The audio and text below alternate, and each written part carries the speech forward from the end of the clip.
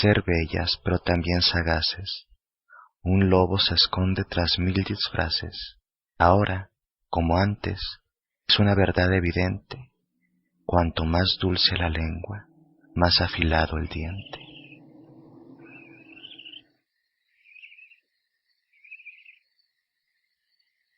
Hueso a hueso, cabello a cabello, la mujer salvaje, la instintiva regresa, a través de los sueños nocturnos y de los acontecimientos medio comprendidos y medio recordados.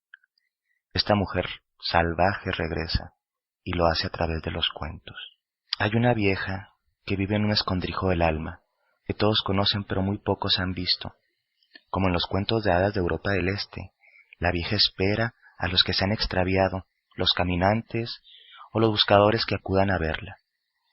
Es generalmente peluda y siempre gorda, y por encima de todo desea evitar cualquier clase de compañía.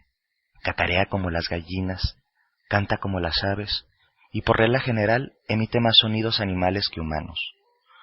Podría decir que vive entre las desgastadas laderas de granito del territorio indo de Tarahumara, o que está enterrada en las afueras de Phoenix, o en las inmediaciones de un pozo.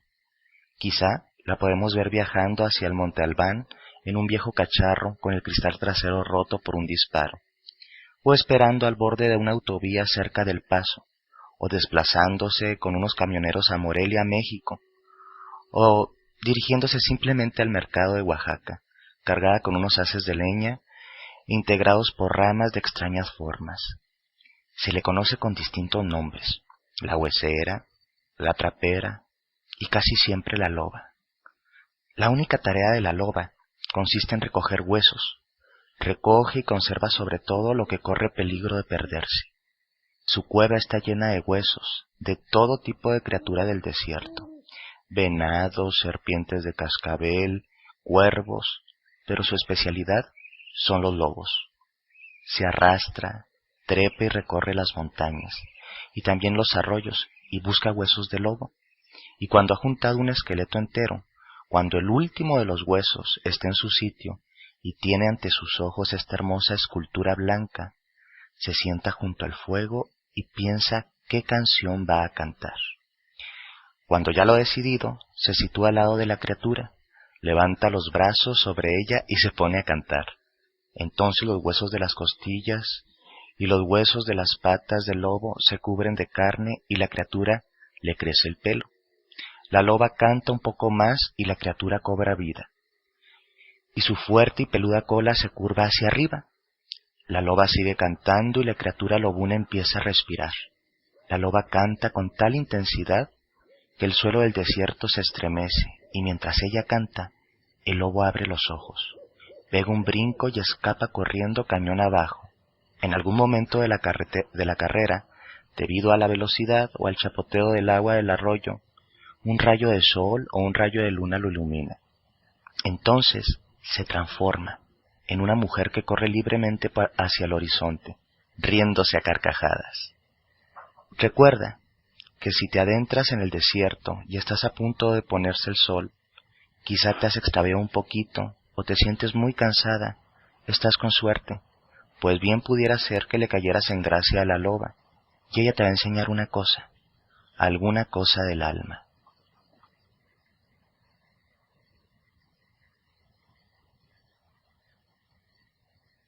La única cosa que definitivamente no se puede matar es el alma y el espíritu.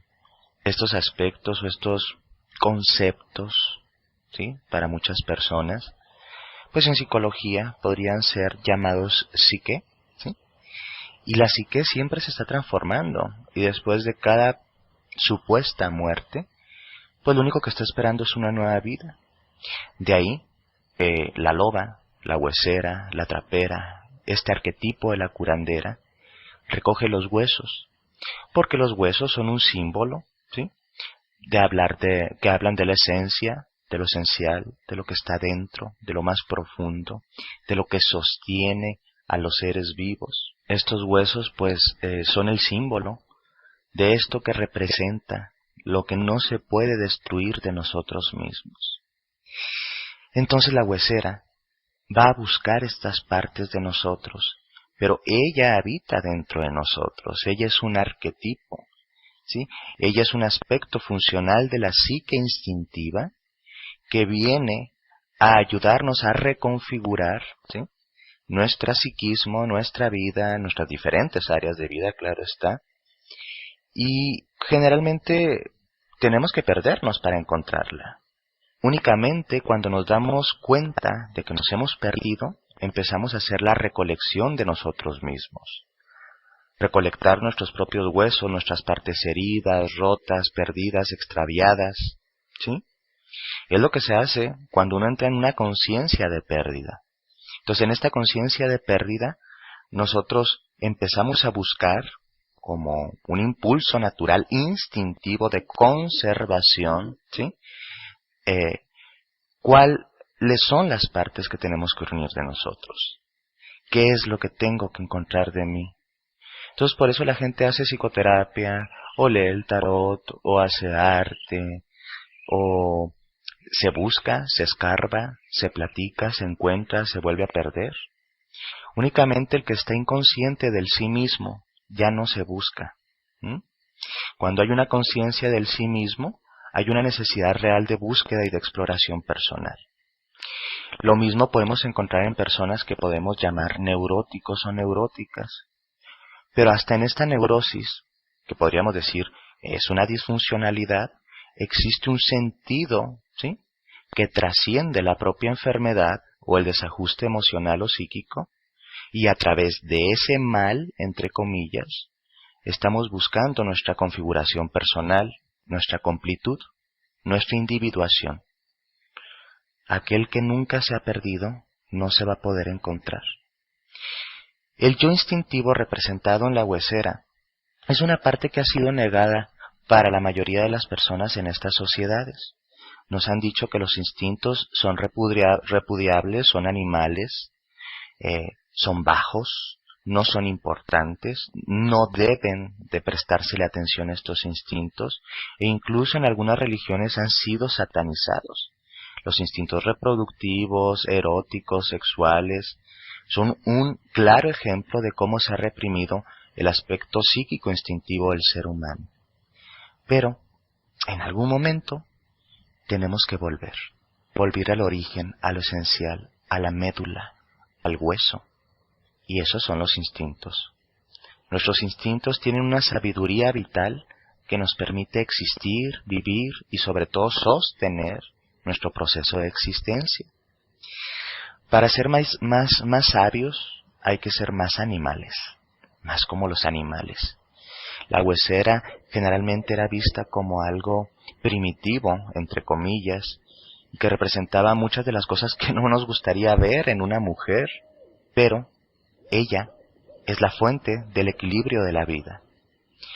Ella empieza a buscar todas estas partes destruidas, muertas, y cuando por fin tiene un sentido, o se ha formado la gestalt, ¿sí?, o la estructura primordial, encontramos el sentido de por qué los huesos estaban perdidos. Cuando se configuran los huesos, está toda la figura, o podemos ver con una perspectiva amplia la figura completa, entendemos de pronto de qué se trata. Y en el símbolo que radica en la narración encontramos algo interesante. Lo que al principio pareciera ser un lobo que va a ser vuelto a la vida, a la regeneración, se transforma en una mujer que corre libremente. Esta libertad, ¿sí?, se construyó a través de la aceptación de sus aspectos instintivos, es decir, de esta loba interior. Juntar los huesos es un proceso de análisis y de creación. Hemos de ser creativos. A veces estos huesos se nos juntan, ¿sí?, de forma muy práctica a través de la psicoterapia, ¿sí?, o del proceso de autoconocimiento. A veces los huesos se unen a través de herramientas intuitivas, ¿sí?, como el tarot, el I Ching o otro tipo de oráculos. A veces a través del arte y la contemplación de la belleza y la naturaleza. Pero este yo instintivo habita en todos y en todas, y el peor peligro que podemos correr es negar este aspecto instintivo de nosotros. Todos tenemos un animal dentro.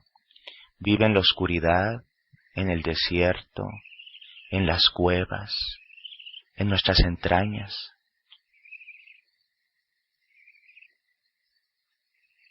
Y gran parte de lo que nosotros llamamos la integración psíquica, la curación, la individuación, no obedece únicamente a factores mentales, sino esencialmente a la reintegración de los instintos naturales y las pulsiones naturales. Pero, pues todo esto lo tenemos muy reprimido, lo hemos enviado a la noche del alma, a la sombra, a esos desiertos muy áridos y muy lejanos de nosotros mismos. Por eso, tenemos que caminar un rato por estos desiertos, por estas oscuridades, y encontrar, o más bien dejar, que nos encuentre ella, la loba, la trapera, la curandera. Y una vez que nos encuentra, pues nosotros también nos encontramos. Y nos tenemos que confrontar. Imagínate tú que de pronto vas caminando por algún lugar, por una pradera, el desierto, qué sé yo, y de repente te topas a una mujer con este aspecto. Lo más probable es que le saques la vuelta, la rechaces o trates de simplemente pasar desapercibido. Esto es justamente lo que hacemos con nuestros instintos, ¿sí? Los sentimos, los vemos, están frente a nosotros, pero los juzgamos de una forma estereotipada, de una forma moralista, de una forma del buen ver, entre comillas, y nos asustan, no los entendemos, tratamos de escapar de ellos, pero no podemos escapar de ellos porque somos a través de ellos. Muchas, incluso personas quieren trascender la realidad instintiva por creer que tiene este aspecto pecaminoso o desagradable. Pero realmente, ella, en lugar de provocarnos este rechazo, debería provocarnos cierta admiración porque ella es la portadora de la capacidad curativa. Ella es la portadora, ¿sí?, de la sabiduría de la vida. Cuando nosotros empezamos a juntar nuestros huesos, lo primero que tenemos que aceptar es que creemos que partes de nosotros están muertas, que ya nunca van a estar bien, que incluso no tiene ningún sentido hacerlo. Pero hay ese dicho, muy bien dicho, que el que busca encuentra. Y entre más nos escarbamos y más vamos a nuestras profundidades, más huesitos encontramos. Y no sabíamos hasta qué grado de complejidad éramos capaces de ser.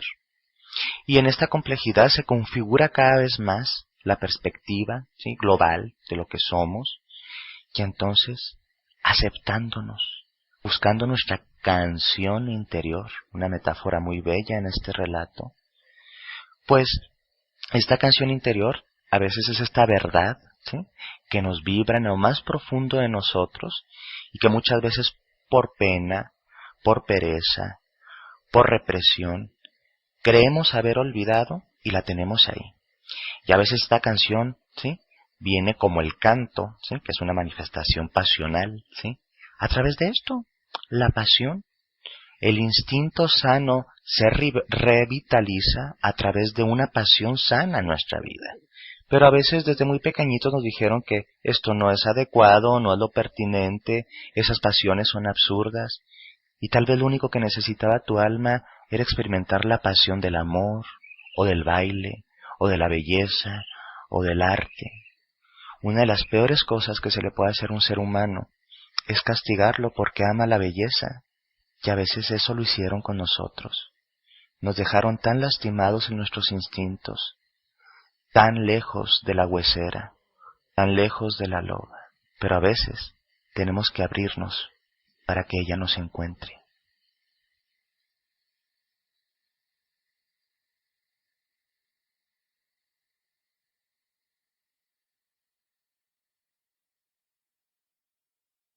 Ser bellas, pero también sagaces. Un lobo se esconde tras 1000 disfraces. Ahora, como antes, es una verdad evidente. Cuanto más dulce la lengua, más afilado el diente. Teme al lobo y huye de él, pues el lobo puede ser algo más de lo que aparenta. Dicen que hay un ungüento que te ofrece el diablo y te convierte en lobo en el momento en que te frotas con él. o que había nacido en algas, que tenía por padre un lobo, que su torso es el de un hombre, pero sus piernas y sus genitales los de un lobo, que también su corazón es de lobo. 7 años es el lapso de vida natural de un lobizón, pero si quema sus ropas humanas lo condenas a ser lobo por el resto de su vida. Es por esto que las viejas comadres de estos contornos suponen que si le arrojas al lobizón un mandil o un sombrero, estarás de algún modo protegido. Pero el hábito no hace al monje, y aún así, por los ojos, esos ojos fosforescentes, podrás reconocerlo. Son los ojos lo único que permanece invariable en sus metamorfosis. Antes de convertirse en lobo, el licántropo se desnuda por completo. Si por entre los pinos atisbas a un hombre desnudo, deberías huir de él como si te persiguiera el diablo.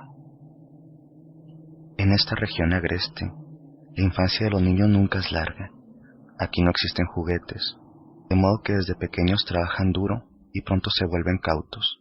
Pero esta, tan bonita, la hija más pequeña y un tanto tardía, ha sido mimada por su madre y por su abuela, que le ha tejido un pañolón rojo que hoy luce, brillante y luminoso como sangre sobre la nieve. Sus pechos apenas han empezado a redondearse. Su pelo, semejante al lino, es tan claro que casi hace sombra sobre su frente pálida. Sus mejillas, de un blanco y un escarlata emblemáticos, y hace poco que ha empezado a sangrar como mujer. Ese reloj interior que sonará para ella de ahora en adelante una vez al mes. Ella existe y se mueve dentro del pentáculo invisible de su virginidad. Es un huevo intacto, una vasija sellada. Tiene en su interior un espacio mágico cuya puerta está cerrada herméticamente por una membrana. Es un sistema cerrado, no conoce el temblor, lleva un cuchillo y no le teme a nada. De haber estado su padre en casa tal vez se lo hubiera prohibido, pero él está en el bosque, cortando leña, y su madre es incapaz de negarle nada. Como un par de quijadas, el bosque se ha cerrado sobre ella. Siempre hay algo que ver en la espesura, incluso en la plenitud del invierno. Los apiñonados montículos de pájaros que han sucumbido al letargo de esta estación, amontonando las ramitas crujientes y demasiado melancólicos para cantar.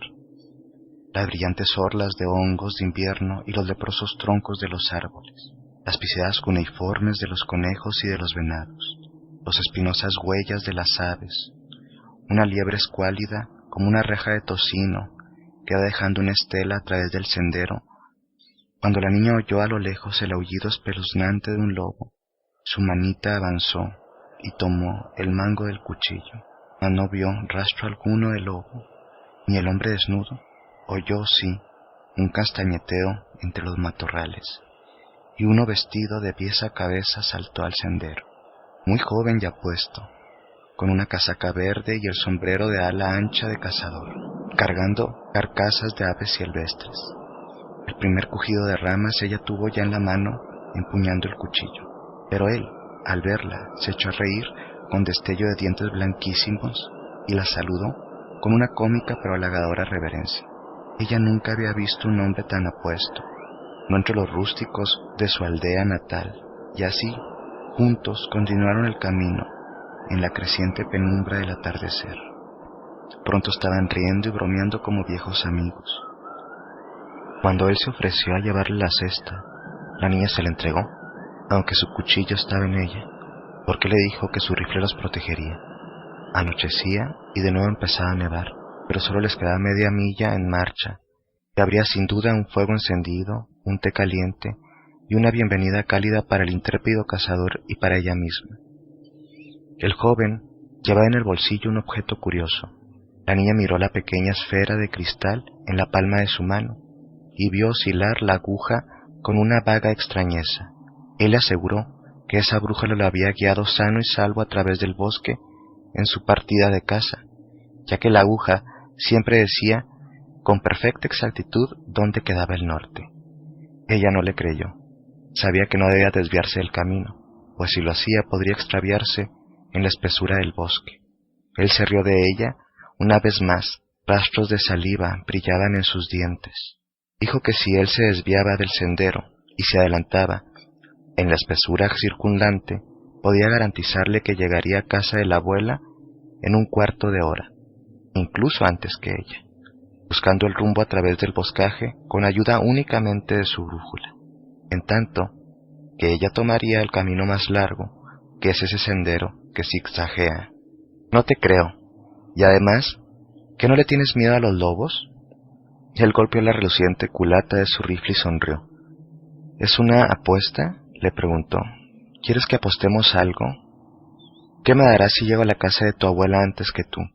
¿Qué te gustaría?, dijo ella sin cierta malicia. Un beso, los lugares comunes de la seducción rústica. Ella bajó los ojos y se sonrojó. El cazador se internó en la espesura llevándose la cesta, pero la niña, pese a que la luna ya trepaba el cielo, se había olvidado de temer a las fieras, y quería demorarse en el camino para estar segura de que el gallardo cazador ganara la apuesta. La casa de la abuela se alzaba, solitaria, un poco apartada del poblado.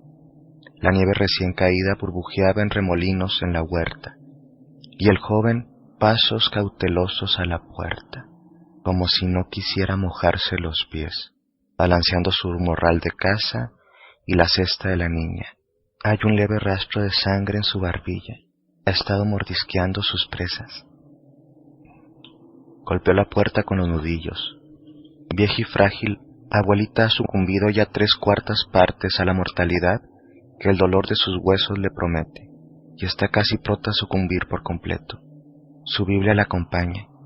Es una anciana piadosa. Está recostada en varias almohadas, en una cama embutida en la pared, a las usanzas campesinas, envuelta en una manta de retazos que ella misma confeccionó antes de casarse, hace ya más años de los que quisiera recordar. 2 perros cocker de porcelana, con manchas bermejas en el cuerpo y hocicos negros, están sentados a cada lado del hogar. Hay una alfombra brillante, tejida con trapos viejos.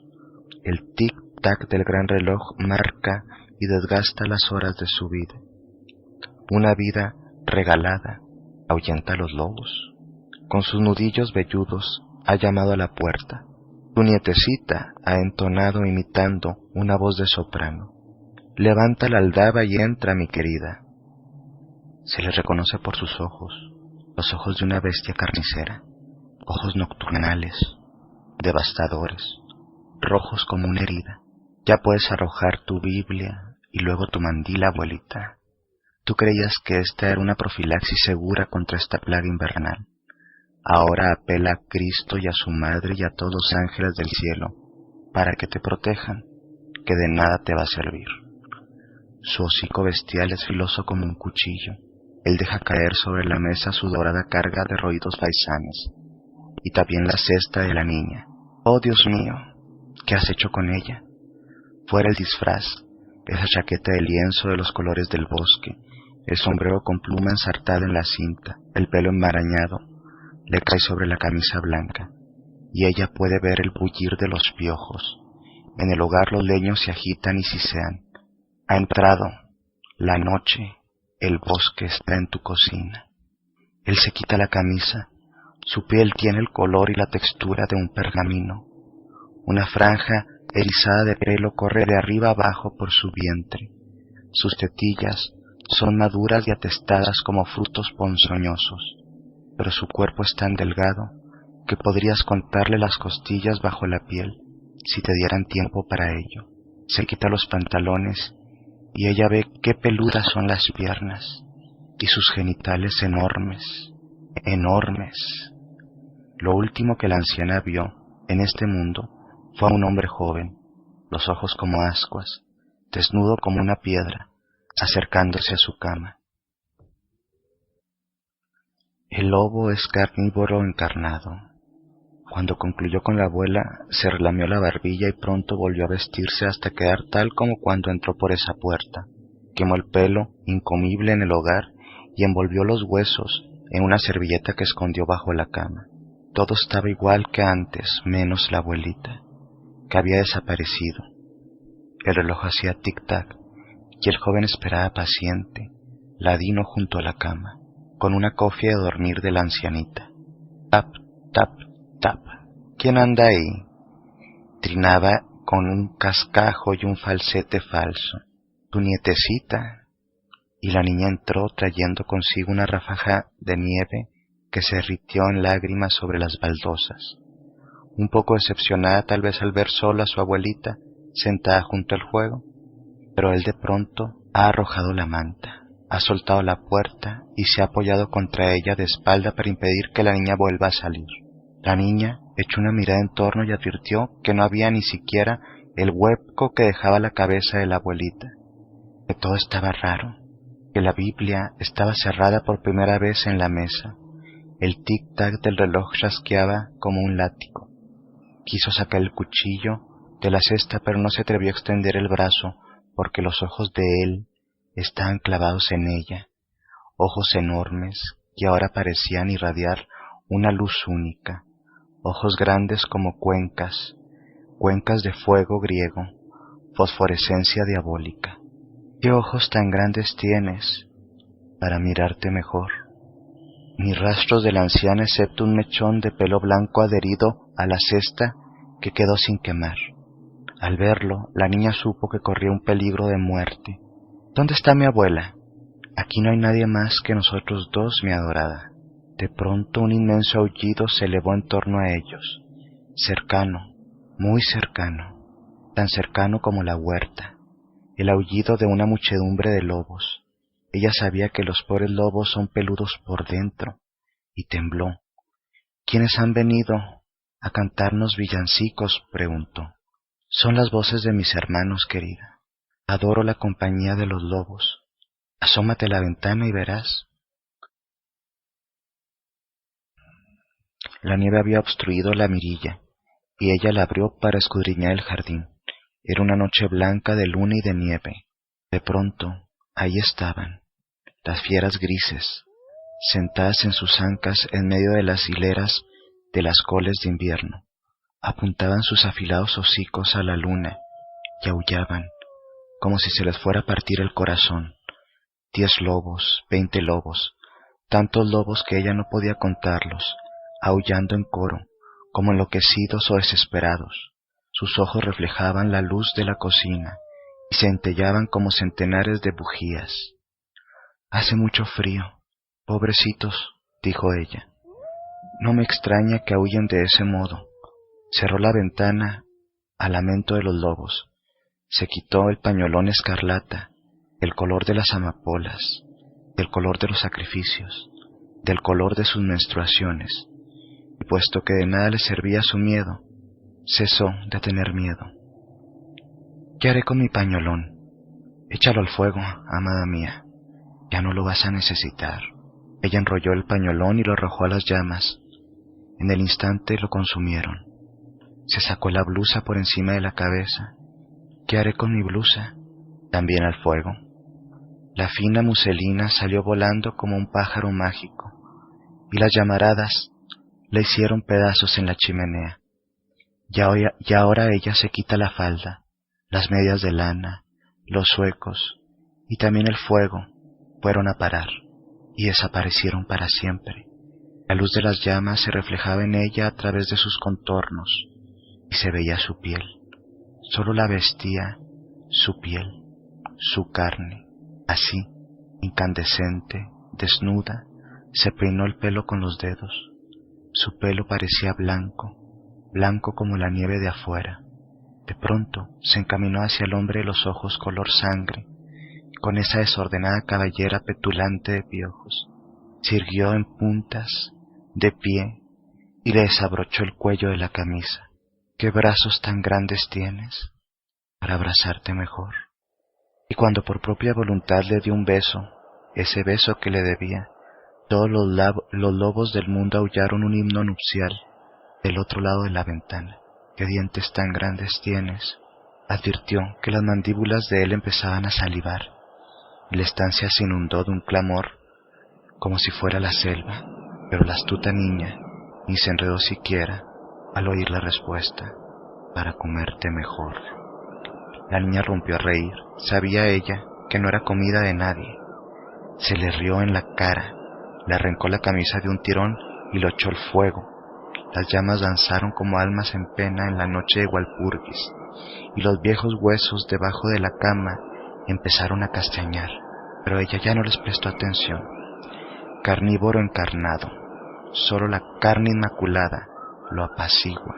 Ella apoyó sobre su regazo la terrible cabeza, le quitará los piojos del pellejo y se los pondrá quizá en la boca, tal como lo haría en una ceremonia nupcial salvaje.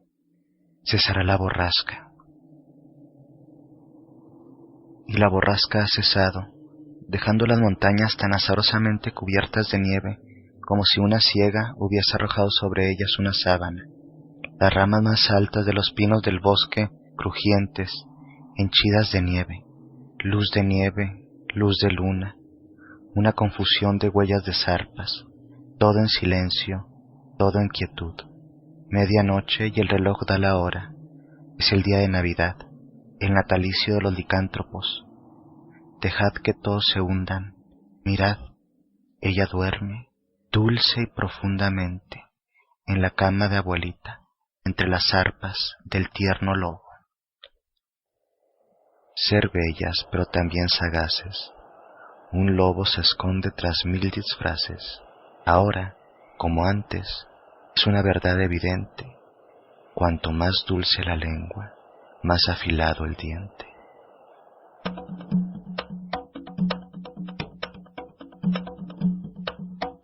Este es un cuento de Angela Carter y viene incluido en La Cámara Sangrienta y otros cuentos. Cuando escuchamos este cuento, lo leemos, lo narramos, nos evoca inmediatamente a Caperucita Roja. Esta historia, este cuento popular, ¿sí?, es el esqueleto que sostiene este relato. Y es un cuento interesante porque nos plantea ver más allá de lo que es evidente. Y a veces, cuando vemos más allá de lo evidente, encontramos que las cosas son muy diferentes a lo que tenemos preconcebido. Si bien el relato está un poco más sexualizado y erotizado, no se dista o no cambia mucho del sentido de Caperucita Roja, que funcionaba como un cuento primitivo para hablar de los ritos de paso menstruales, en donde la mujer pasaba del estadio de niña a doncella y por lo tanto tenía que cuidarse de los nuevos peligros, entre comillas, y también los peligros reales que podían ir transitando en su vida como mujeres sexualmente atractivas. Encontramos a esta niña sobreprotegida, ¿sí? Esta niña la más bonita, la niña que fue protegida por abuela, por madre, por padre. Pero por alguna razón ella tiene que ir más allá de lo conocido. Tiene que transitar de un punto a otro punto, del punto A al punto B. Simbólicamente el punto A es su hogar, su casa, el lugar conocido, al punto B, el hogar, ¿sí?, de la madurez, que está representado con el hogar de la abuela. Pero tiene que transitar una parte del mundo, esta parte del mundo, perderse un rato en el bosque. A ella le han dicho que tiene que seguir ciertos senderos y caminos, y ella es obediente, lleva estos senderos y estos caminos bien establecidos. A diferencia de otras caperucitas de otras versiones, esta caperucita lleva en su cesta, aparte de los alimentos necesarios, un cuchillo que le entregó su madre. Es decir, la capacidad real de defenderse, ¿sí?, y de no ser una víctima vulnerable a las circunstancias, a los acontecimientos. Ella va por el sendero conocido, pero en algún lugar, ¿sí?, se tiene que topar con lo desconocido, aquello que le provocaba miedo, ese hombre desnudo de los bosques que podría representar el licántropo, o que podría ser esta investidura simbólica de la sexualidad masculina y del instinto primitivo. Ella va cubierta con su capucha roja, símbolo de su sangrado, ¿sí?, de su nuevo tránsito hacia su etapa reproductiva. Y aquí la autora nos plantea la idea de estar herméticamente cerrada, con esa fibra que la cubre, como un cántaro sellado. Esta idea de la virginidad a nivel simbólico es muy evidente aquí. Ella seguía por el camino, por lo que los demás le han dicho que tiene que transitar, pero en algún lugar se encuentra con eso que es desconocido, eso que podía provocar miedo, pero también deseo. Este hombre agradable, este hombre lobo, que al principio ya no sabe que es un hombre lobo, le representa todos los instintos, la sensualidad, la sexualidad, la curiosidad, y ella acepta este juego de carreras para llegar a la casa de su abuela, pero él trae una brújula que podría representar o es un símbolo de guía. Él se deja guiar por sus instintos primitivos y ella, sí, por el camino preconcebido que otros han transitado. Entonces, como es evidente, al hacer la apuesta, ella dentro de la apuesta ya empieza su primer juego de seducción, en donde sí desea que él, en la apuesta, gane, ya que la apuesta tiene que ver con que ella le dé un beso a él, y ella se hace un poco la desentendida y tarda más en llegar a la casa con la esperanza de que él gane la apuesta y cobre su premio. Cuando vamos viendo todo este tipo de símbolos, vemos a una Caperucita muy diferente a esta niña ingenua o esta idea, sí, muy pueril de la feminidad como algo que es vulnerable y que puede ser atacado y que puede ser depredado y que puede ser violado o sometido.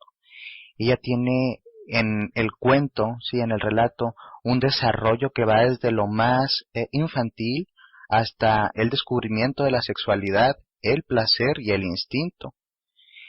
Cuando llegan a la abuela, sí, que la abuela es como algo así como la guardiana de la moral, las buenas costumbres, algo que ya está un poco viejo, sí, o un tanto viejo, y que por así decirlo está dando sus últimas esfuerzos por sostenerse en la vida.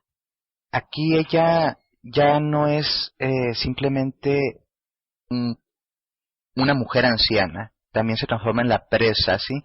Y el instinto va más allá de las ataduras del ser conservador, de las buenas costumbres, de la religión, y nada puede ir contra el instinto natural, y más contra los instintos sexuales. Ni Cristo, ni la Virgen, ni los ángeles, ni la Biblia misma pueden evitar que Él entre, que eso entre a nuestras vidas, a nuestras casas. Entonces ahí el bosque, el instinto, entra a tu cocina, a tu vida, a tus espacios privados. Finalmente es devorada, ¿sí? Y el lobo manifiesta ciertos atributos ya de índole sexual, de índole erótica, y se queda sin ropa, con lo más básico que es él, porque cuando nosotros nos despojamos de la ropa, nos despojamos también de las imágenes del estatus, de la moda, de la tendencia, de las costumbres, de la buena moral, etc., etc., etc.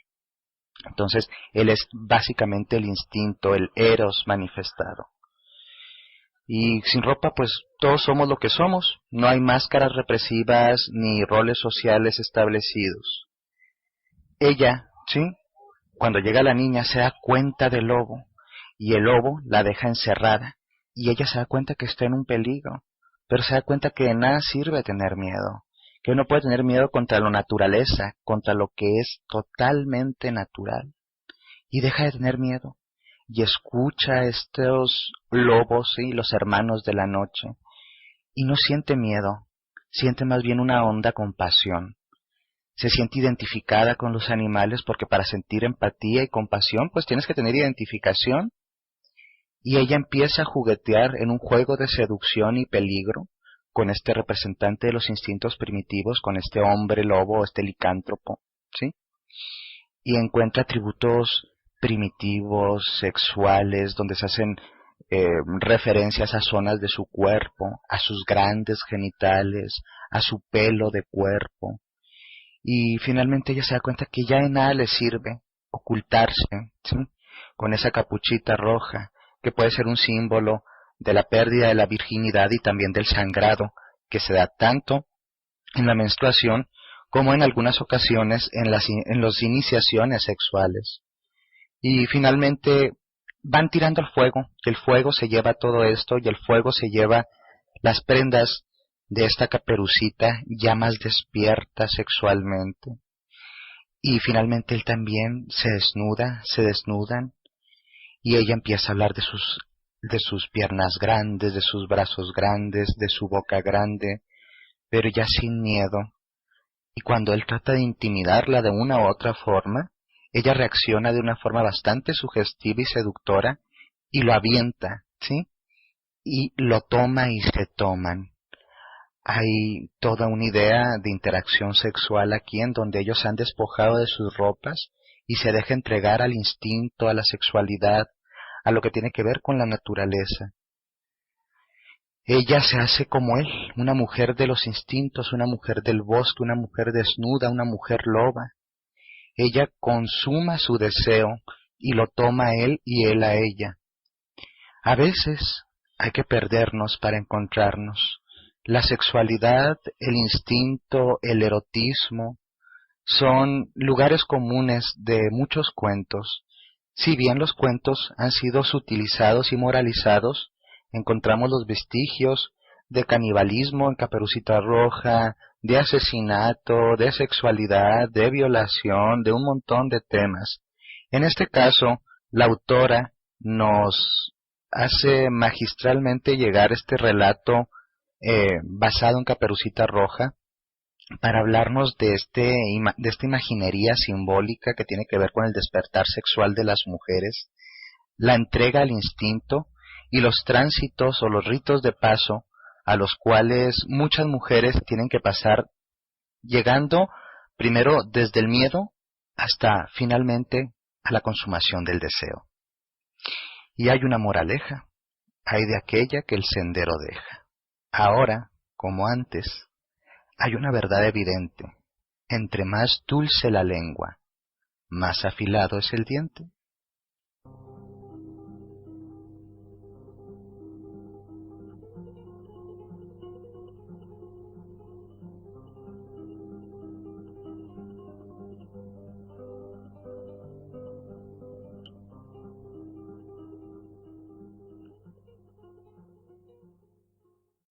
Estás escuchando Paganos del Mundo, creando puentes de unión en la comunidad pagana internacional. Continuamos con más. No te despegues.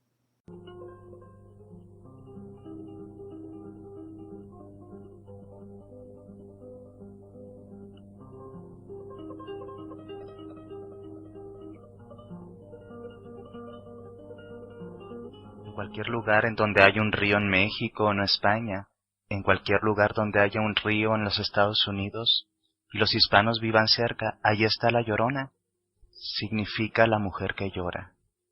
La Llorona originalmente se llamaba María.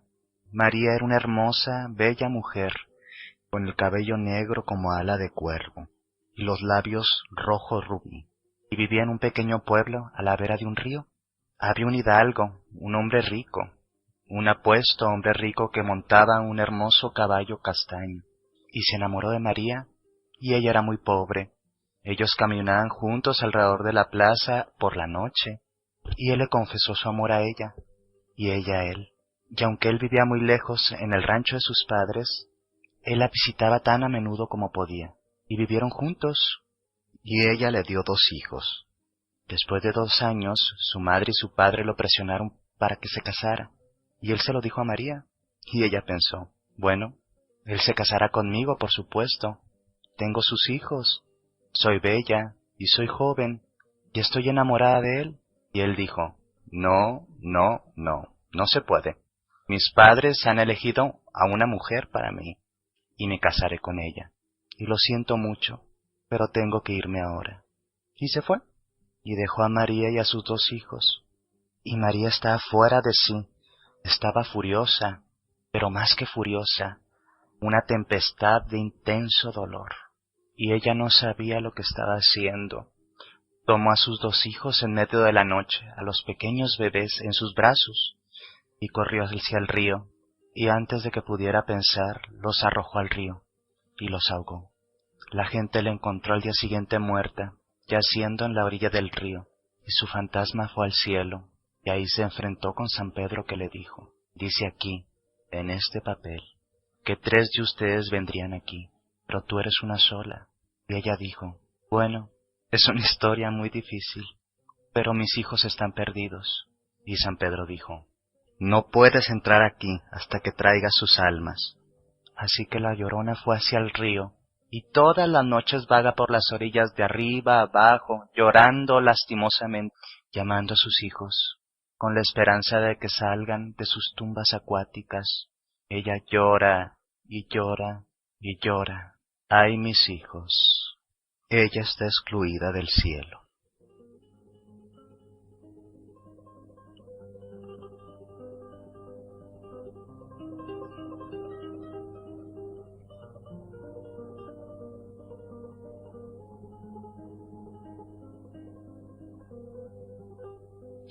La Llorona es un mito, un cuento o una leyenda muy simple. Nos habla de una mujer que mató a sus hijos. Simbólicamente, mata sus frutos, su potencial, su creatividad. Esto es algo muy usual en nuestra cultura. ¿Cuántas veces los aspectos creativos de las mujeres quedan ahogados, ¿sí?, por relacionarse con hombres inadecuados? Es como, por ejemplo, cuando tú tienes grandes aspiraciones o ideas, o tal vez no son tan grandes, pero continuamente las descalifican, les dicen que no es correcto, que son inadecuadas, y todo eso va llenándote de amargura, de dolor, de cansancio, hasta que finalmente, en un arranque de ira que no es transformadora, una ira destructiva que se implosiona y va hacia ti misma, empieza un proceso de destrucción de tus propias ideas, hasta que incluso, ¿sí?, las matas. En el mito, en el cuento o la leyenda, según como se quiera ver, encontramos estos aspectos simbólicos representados en los hijos. Los hijos, pues, son el producto de una mujer. No únicamente se refiere a los hijos biológicos o a los hijos que salen en el parto, ¿sí?, o de las entrañas de la mujer. Representan los aspectos creativos, los proyectos, las ideas, las aspiraciones, todo aquello que tú gestas, le das vida y finalmente materializas, pues es un hijo de tu creación. Muchas veces estos hijos quedan ahogados, destruidos, asesinados por ti misma, cuando sentiste que fueron rechazados o abandonados por este simbólico hombre, sí, que aparece aquí como el hidalgo. ¿Cuántas mujeres no se entusiasman para estar un tiempo o de su vida con algunos hombres que finalmente, como se dice, cotidianamente, no les cumplen y al final quedan abandonadas? Pero no es únicamente el problema del abandono, sino el despojo del autoconcepto, la autoestima, el amor propio, que conlleva esta idea de abandono. Y es que ella estaba centrada en él, no en ella. Y ese era justamente el problema de este mito. Estar centrados en otras personas y dejar que tengan el poder para provocar en nosotros emociones tan destructivas que puedan incluso atentar contra nuestra propia capacidad de crear lo que sea, es algo bastante peligroso. La Llorona vive en muchas personas, es un arquetipo que también lo podemos entender, claro, desde el punto de vista simbólico y arquetípico, como la madre oscura, ¿sí?, aquella madre que en lugar de dar contención, apoyo, nutrición a sus hijos, por estar enojada, sí, por estar dolida, porque finalmente es dolor lo que experimenta la Llorona, ataca, destruye, aniquila a sus hijos. Este es un típico arquetipo de la madre oscura, en donde encontramos este tipo de mujeres que al, por ejemplo, estar enojadas con su esposo, su pareja, su marido, que cual sea, desquitan, ¿sí?, toda esta pulsión tánica, toda esta pulsión destructiva, todo este instinto agresivo, no hacia él, no hacia defenderse, sino que lo transfiere a los hijos o a las hijas, y continuamente los está descalificando, ya que en el fondo ella se siente descalificada por su pareja, y de una u otra forma no se puede defender. Lleva esta hostilidad de forma indirecta a los hijos y a las hijas. Entonces son estas madres que continuamente están insultando o amargando, ¿sí?, la vida de los hijos o de las hijas, porque ella tiene las aguas amargas, tiene sus emociones destruidas y negativizadas.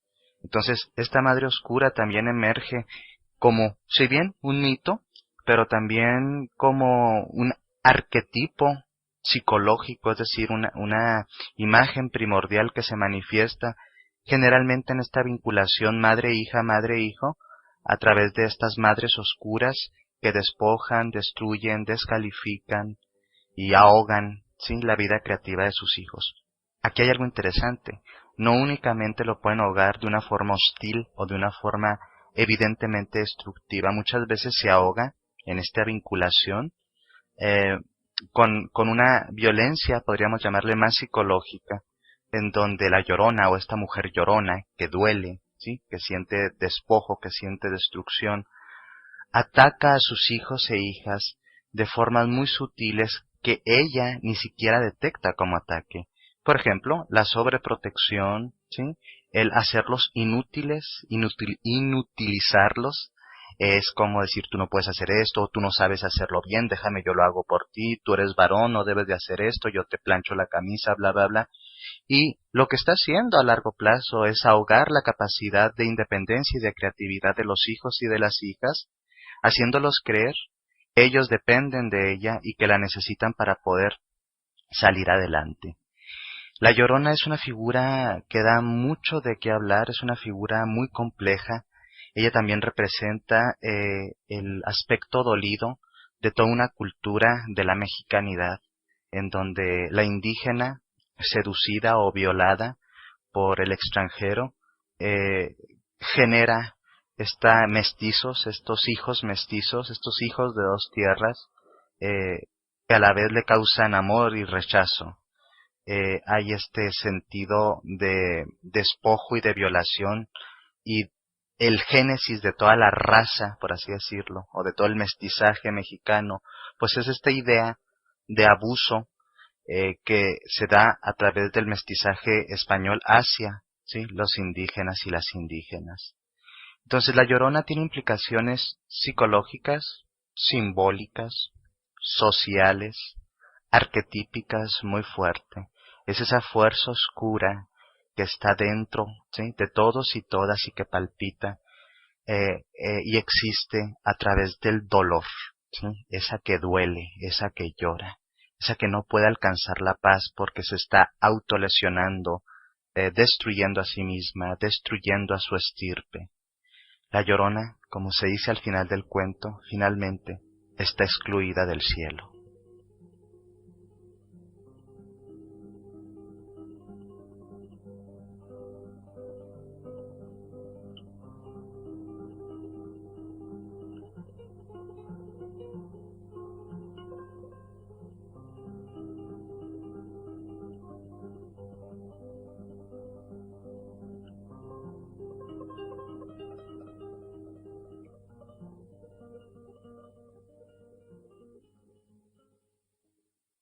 Había una vez una aldea en donde todos dormían, y una noche una loba llegó del mundo de abajo al mundo de arriba. Ella no quería hacerle daño a nadie, pero alguien sí le quiso hacer daño, y le hirió, la lastimó. La loba huyó y huyó y escapó del dolor, y finalmente llegó a Tierra Santa, que allá agazapada, escondida, en la oscuridad, lamió sus heridas, pero no sanaban. Entonces alguien se percató de su presencia. Un sacerdote se acercó a ella y le dijo: esto es Tierra Santa. Pero una honda compasión llenó su corazón al verla tan herida, tan lastimada, tan indefensa. Se acercó y vio sus heridas, las curó, tocó su pelaje y acarició su cabello, y le dijo: con el tiempo se te va a curar. Y la herida se le curó, y se le curó muy rápido, porque en realidad lo único que pasaba es que ella era una niña que se había perdido en el sendero y nunca olvidaría lo que ahí había pasado. Y ella huyó de regreso, huyó por el bosque, atravesó el sendero, dejó atrás la Tierra Santa, atrás dejó la aldea, y regresó en silencio, a ese mundo de abajo y por siempre vivió en ese mundo que está abajo. El yo instintivo emerge cuando la conciencia parece estar dormida. A veces sentimos que es de noche. De hecho, muchas veces, a través de nuestros sueños, cuando nuestra conciencia y nuestro yo, aquel, ¿sí?, el social, la máscara o la persona, las idealidades de nosotros mismos, también duermen, el instinto aflora. Y entonces en nuestros sueños experimentamos fantasías, imágenes, sensaciones que de otra forma reprimimos conscientemente e inconscientemente porque tenemos el paradigma o la creencia de que estas pulsiones instintivas, este yo instintivo es inadecuado. Ella llegó del mundo de abajo hacia el mundo de arriba y todos dormían. Esa es la parte salvaje que todos y todas tenemos. Ella no quería hacerle daño a nadie, simplemente era natural, pero pareciera que en este mundo mucha gente sí le quiere hacer daño a los instintos por considerarlos inadecuados. Le hirieron, y así muchos y muchas estamos heridos en nuestros instintos. Hemos quedado desconectados del yo instintivo, pero alguien la vio con compasión. En este caso, la metáfora nos habla de un sacerdote, pero pudo ser cualquier persona. Es la forma de ver compasivamente, sin juicio, sin crítica, lo que uno está experimentando en el sí mismo. Y finalmente se cura, porque ya no le atacan, porque ya no la enjuician, porque ya no están censurándola. Simplemente ella era ingenua, una niña que se extravió en el bosque, que perdió el sendero. Esa parte instintiva, animal, incluso infantiloide, que habita en todos y en todas. Esto me recuerda también, por ejemplo, cuando hablamos del síndrome de indefensión aprendida, en el cual muchas veces la persona que lo transita ha aprendido a someterse a las agresiones, al maltrato o a la violencia a través de que se le han impuesto muchas veces pues estas conductas de abuso. Es como cuando llega alguien a golpear, por ejemplo, a su pareja, y la pareja al principio se defendía, gritaba, lloraba, y de repente vio que no funcionaba y no funcionaba y no funcionaba, hasta que se queda tan roto este instinto de supervivencia, ¿sí?, queda tan desgastada la psique, que llega un momento en que simplemente se tira y recibe el abuso. Este es un instinto herido. Significa que lo han herido en el momento en el que ella se ha desconectado de la capacidad de ejercerlo. Así también, por ejemplo, pues podemos ver los animales del zoológico que al principio que los capturan o los que no nacieron en cautiverio son salvajes.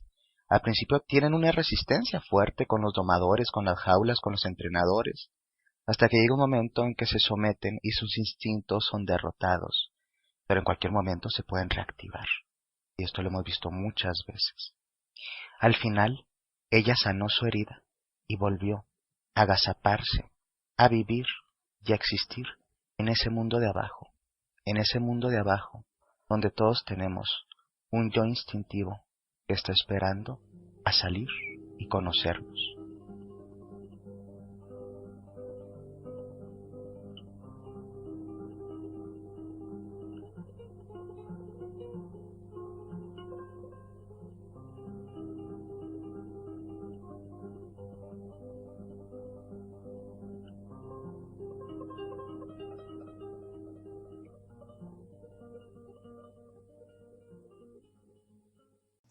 Paganos